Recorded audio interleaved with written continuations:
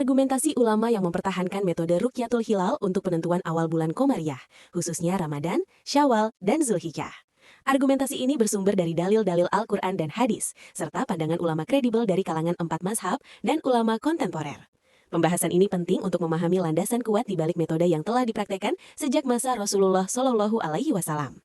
Metode rukyat tidak hanya sekedar tradisi, tetapi memiliki fondasi teologis dan yuridis yang kokoh.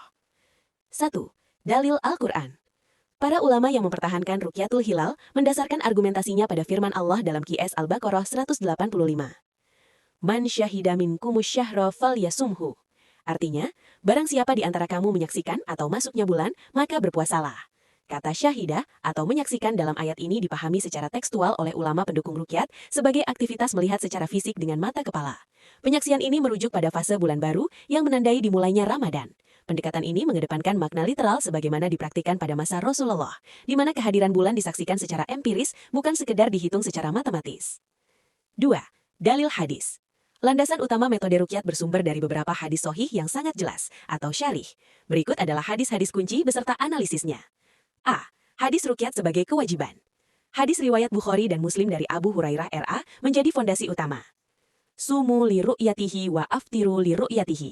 Fa in ghubbiya alaikum fa akmilu iddata sya'bana thalathina. Artinya, berpuasalah kalian karena melihatnya atau hilal, dan berbukalah kalian karena melihatnya.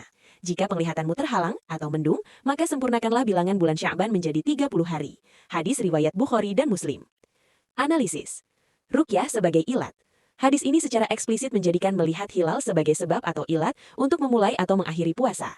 Ini adalah penetapan hukum yang bersifat ta'abudi atau ibadah murni, bukan sekedar informatif. Istiqmal sebagai alternatif. Ketika rukyah gagal karena faktor cuaca, Rasulullah tidak memerintahkan untuk menggunakan hisab, melainkan istiqmal, yaitu menyempurnakan bulan Sya'ban menjadi 30 hari.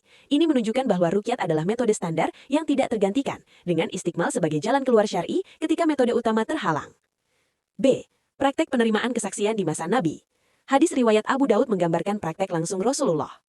Ja'a a'rabiyyun ilan nabiyyi sallallahu alaihi wasallam, faqala, inni ra'aitul hilala, faqala, atashhadu alla ilaha illallah, qala, ya Bilalu, adzin fin nasi falyasumu ghadan. Artinya, seorang badui datang kepada Nabi SAW dan berkata, sungguh aku telah melihat hilal. Rasul bertanya, apakah engkau bersaksi bahwa tiada Tuhan selain Allah? Kemudian beliau bersabda, wahai Bilal, umumkanlah kepada orang-orang agar mereka berpuasa besok. Hadis riwayat Abu Daud. Analisis. Dalam kasus ini, Rasulullah langsung menerima kesaksian seorang badui tanpa memverifikasi lokasi pengamatannya atau matlak atau mencocokkannya dengan perhitungan astronomi. Ini menjadi bukti bahwa yang menjadi patokan adalah adanya laporan penglihatan, terlepas dari perbedaan matlak. C. Makna fakdurulah atau maka perkirakanlah. Terdapat riwayat lain dengan redaksi fakdurulah. Sebagian kalangan mengartikannya sebagai maka pergunakanlah hisab. Namun ulama pendukung rukyat memberikan sanggahan. Kaidah bahasa.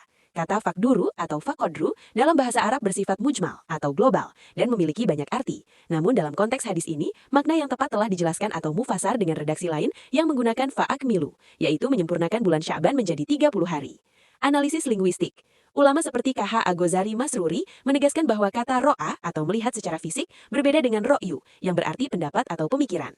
Hadis menggunakan kata li ru'yatihi yang jelas berarti karena melihatnya secara fisik, bukan karena pendapatnya atau li ro'ihi. Objeknya adalah hilal yang kasat mata, bukan konsep abstrak. 3. Pendapat ulama 4 mazhab.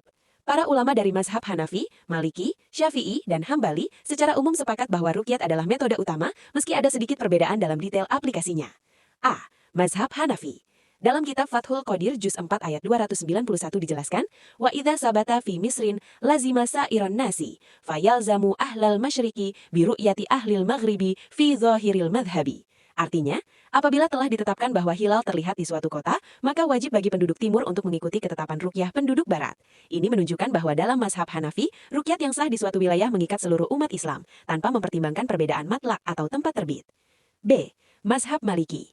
Dalam Mawahib Jalil Juz 6 halaman 396 disebutkan, amma sababuhu ayyi saumi fathnani, al-awwalu ru'yatul hilali. Artinya, adapun sebab diwajibkannya puasa ada dua. Yang pertama, terlihatnya bulan. Bahkan dalam Al-Ilm Al-Mansyur, ulama Malikiyah menegaskan bahwa jika penguasa menetapkan awal bulan berdasarkan hisab, maka ia tidak boleh diikuti karena bertentangan dengan ijma ulama salaf. C. Mazhab Syafi'i.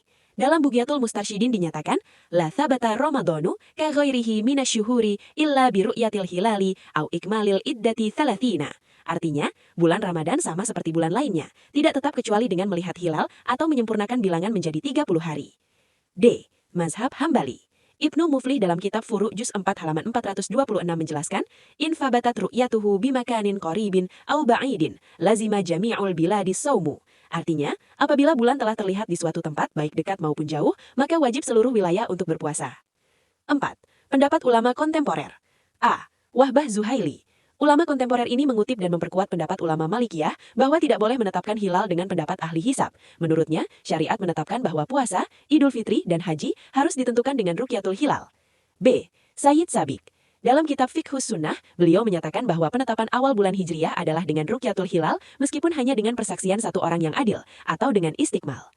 C. Ibnu Taimiyah dan Ibnul Qayyim. Ibnu Taimiyah dalam fatwanya menyatakan bahwa barang siapa menggunakan hisab untuk menentukan awal bulan, maka ia telah keluar dari jalan orang-orang beriman. Sementara Ibnul Qayyim menegaskan bahwa penentuan awal Ramadan adalah dengan rukyah muhakkikoh, atau persaksian satu orang adil, atau istiqmal. D. K.H. Aghazali Masruri, mantan ketua LFDNU, beliau menegaskan bahwa hisab adalah ibu yang melahirkan rukyah. Tanpa rukyah, hisab akan mandek. Rukyat bersifat ilmiah dan merupakan hasil pengamatan langsung, sedangkan hisab berfungsi sebagai pendukung untuk menyempurnakan pemahaman terhadap nas tentang rukyatul hilal. E. Gus Baha. Beliau mengkritik dikotomi bahwa NU hanya menggunakan rukyat dan Muhammadiyah hanya hisab. Menurutnya, hisab dan rukyat sama-sama penting dan tidak boleh dipertentangkan. Namun dalam kasus tertentu, seperti ketika hilal masih di bawah 2 derajat, rukyat lebih diutamakan karena adanya subjektivitas dalam hisab. Kesimpulan. Argumentasi ulama yang mempertahankan metode rukyatul hilal bertumpu pada 1. Dalil tekstual yang sangat kuat dari Al-Quran dan hadis yang secara eksplisit menjadikan melihat sebagai sebab hukum. 2. Praktek Nabi yang menerima kesaksian tanpa verifikasi hisab atau matlak. 3. Konsensus ulama 4 mazhab yang menempatkan rukyat sebagai metode primer. 4. Pendekatan kehati-hatian atau ikhtiyat dalam ibadah yang bersifat ta'abudi.